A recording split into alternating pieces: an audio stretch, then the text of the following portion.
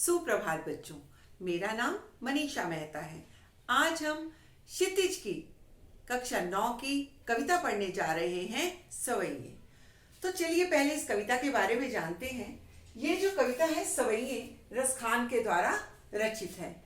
अब रसखान जो थे वो कृष्ण प्रेमी कवि थे, कृष्ण से बहुत प्यार किया करते थे और इसीलिए वो हर समय कृष्ण का सामीप्य चाहते थे, कृष्ण के समीप रहना चाहते थे।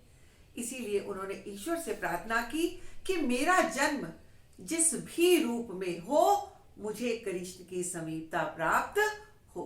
तो चलिए पढ़ते हैं कविता सवैये।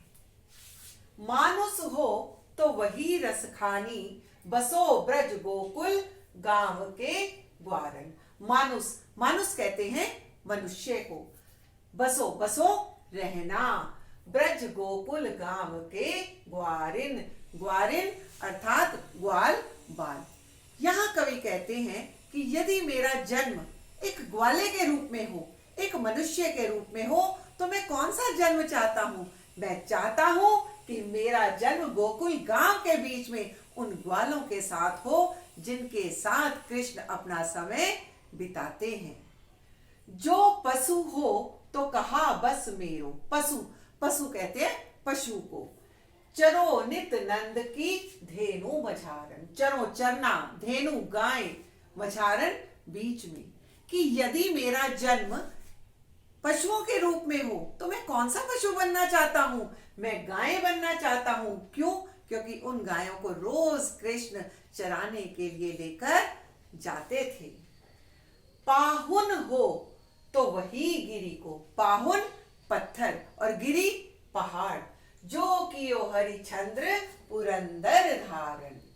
अब आपको याद होगा कि श्री कृष्ण ने अपने गोवर्धन की रक्षा कैसे की थी, गोवर्धन को अपनी उंगली पर उठाकर।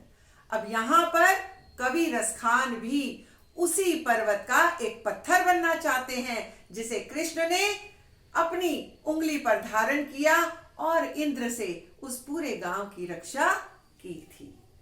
जो खग हो तो बसेरो करो मिली, खग, खग कहते हैं पक्षी को।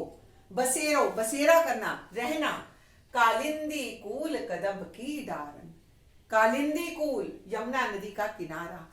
कि यदि मैं एक पक्षी के रूप में जन्म लूं तो मैं कहां रहना चाहता हूं? मेरा घोंसला कहां हो? मेरा घोंसला उस कदम के पेड़ के ऊपर हो जिस पेड़ के नीचे कृष्ण बंसी बजाया करते हैं। अर्थात प्रभु के सामीप्य के लिए वो कोई भी जन्म ले, प्रभु की नजदीकी ही चाहता है।